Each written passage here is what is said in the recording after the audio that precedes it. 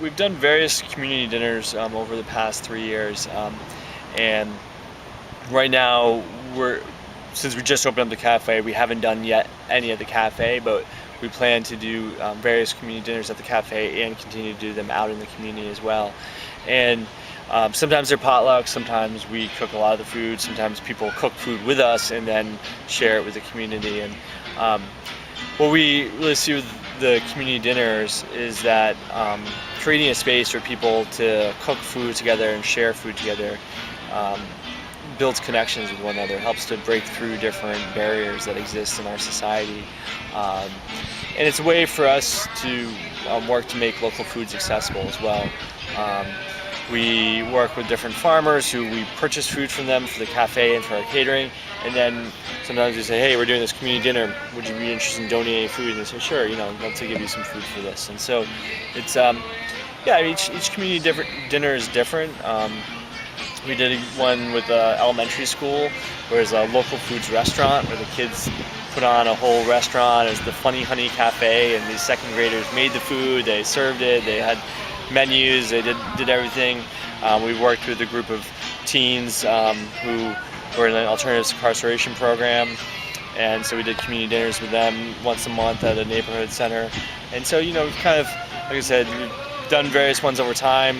Right now at the cafe we're not doing them, but we plan to start those up again in a few different forms at the cafe, doing some cultural community dinner nights, doing some community dinner benefits for different nonprofits and organizations in Portland, and also then going out to some different places around Portland and doing dinners there as a form of outreach and connecting with people in our community.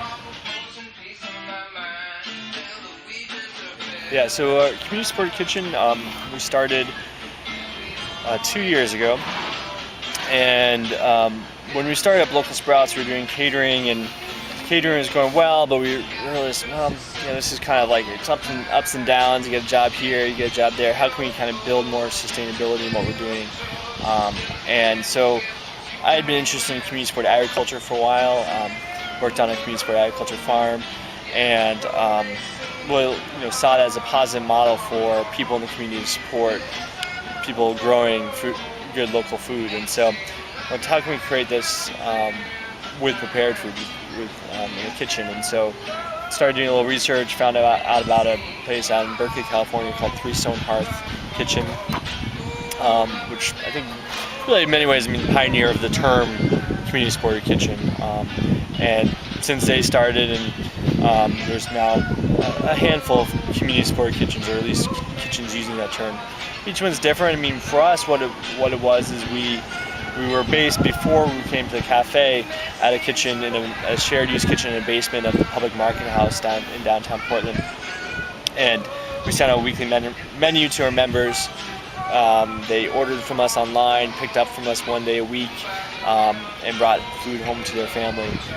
They put money down up front, so they were able to support us financially up front, and then they use that money for their purchases. We've changed now within the cafe because we said, that system doesn't really make too much sense, because, hey, people can come into the cafe any day of the week.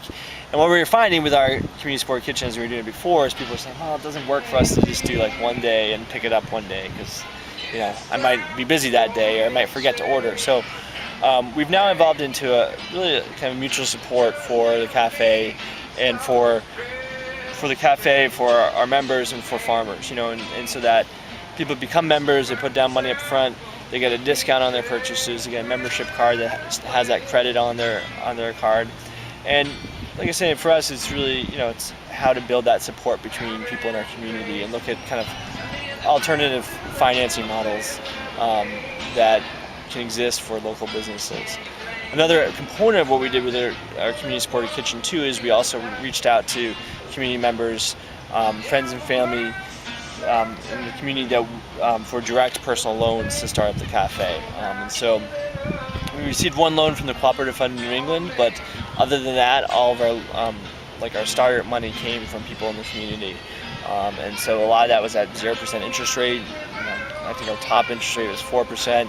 People did 5-year loans, and really for us it was a way of building the financial support for the cafe and connecting with people in our community. And a lot of people are really excited to be a part of it. People that had some money and said, hey, I'd rather support something I believe in than have my money in some bank where they're loaning it out to whatever corporation to do whatever and I don't know, or having some mutual fund that I don't know what actually they're doing. So there's a way for people to directly support a local business in their community.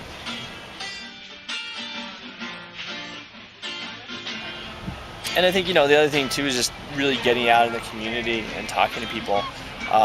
It's great to have great ideas and big ideas, and think everything's wonderful of your ideas, which I'm definitely responsible. I do that sometimes too. But it's like actually talking to people and saying, hey, what do you think about this? And is this something you're interested in? Doing some surveys or doing whatever it is to really get people feedback, get their excitement, get their interests, their ideas. So it's your business, your project. It can really form move forward effectively because people support it. I think that's. I mean, like I said, Local Sprouts. We did a lot of work before starting Local Sprouts, so I think that's really important. I mean, that all that community work has really paid off, and in terms of just developing that base of support. And it's cool in the cafe to kind of see I bring in different elements of hey, this was in the People's Free Space 7 years ago.